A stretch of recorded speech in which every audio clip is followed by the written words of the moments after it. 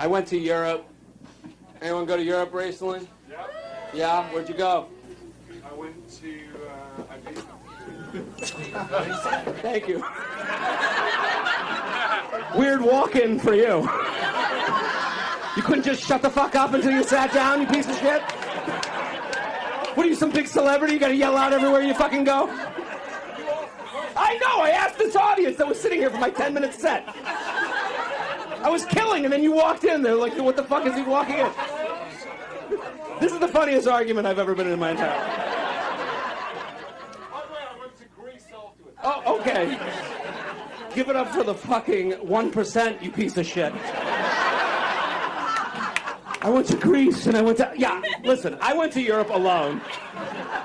So I want to add a little context to the video you just watched. I was on stage, and Sacha Baron Cohen yelled out to me, and I know it seems kind of innocent, and it was fun, and I made it into probably more than it could have been or should have been, but I'll kind of explain myself here. I've been working at the Comedy Cellar 8 years now. I used to host there a lot. I do spots there every night I'm in New York City, and when I walked up to the club, I saw a Sprinter van, a Suburban. When I see those cars parked out of the Comedy Cellar, I'm like, here we go. Someone famous is here. I walk up to the club, and one of the security guys is like, we just had the show. Martin Short, Steve Martin, Aziz Ansari, Nate Bargatze, all here. And I'm like, oh my God, like that's like Night of 1,000 Stars. And it was explained to me, and I had forgotten that SNL 50 is this weekend. So all of these people are here to kind of work on their bits or whatever they're going to do at the events that are happening right now this weekend. I think there was something at Radio City Music Hall. So when you walk into the club, there's an energy. There's celebrities are amongst us. So I go in, and I'm on the next show. And there's also a fear that you're going to get cut. When there's some big celebrity, they tell the lesser-known comedians, head on home. You get paid, but you're not going to perform tonight because they want to keep the show to an hour and a half. So I am first on the show following the Steve Martin Short show. So that tells me I'm not going to get cut because no one wants to go first. There's the host and then the first comic. And then at that point, people want to go on stage because the crowd has been warmed up and they've gotten their drinks and food and all that stuff. So the issue with that is that the show coming into the room has now heard, oh my God, all these celebrities were on the show before ours. And they're probably expecting who's going to be on our show. They're expecting something special to happen. So the room is a little bit, I would say, like a little chatty, head on swivels, so to speak. Will Sylvans is hosting the show. He's amazing, good friend of mine, hilarious. He goes on stage, and you could feel like the crowd's a little talky, a little out of sorts.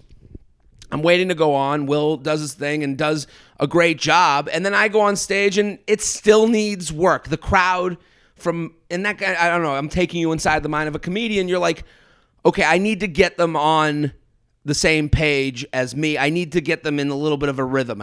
So I'm thinking I'm going to do quick jokes. I'm going to do old material that's really tight and get the crowd going into a rhythm that I can have fun with.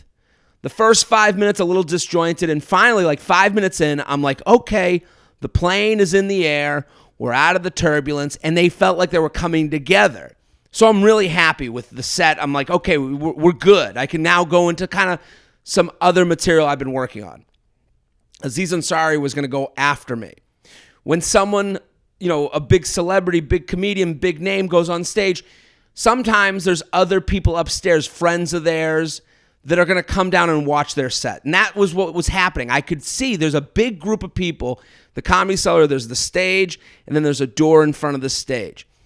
And I see, and now I'm 5 minutes in and finally have the crowd like settled and on the rhythm I'm looking for.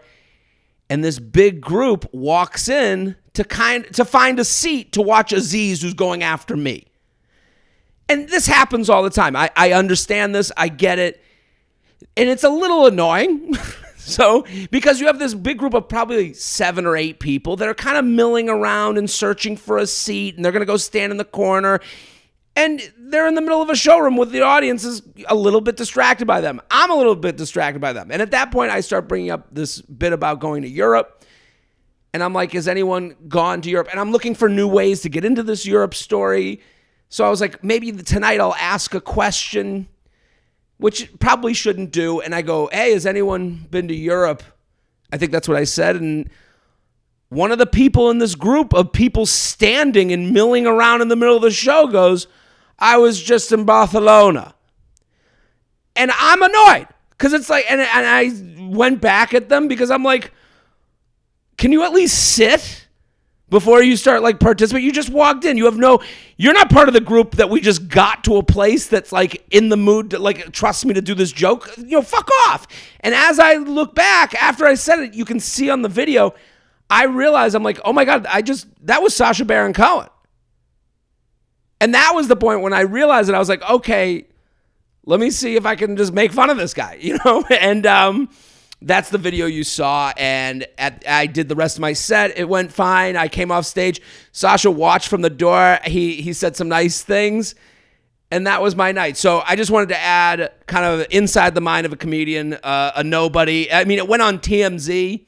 They mentioned all these huge names. And then they said that Sacha playfully heckled Jared Freid, which is a thrill and hilarious. So just wanted to add on this very special Saturday night JTrain, a little bit different, give you kind of the backstory behind what happened.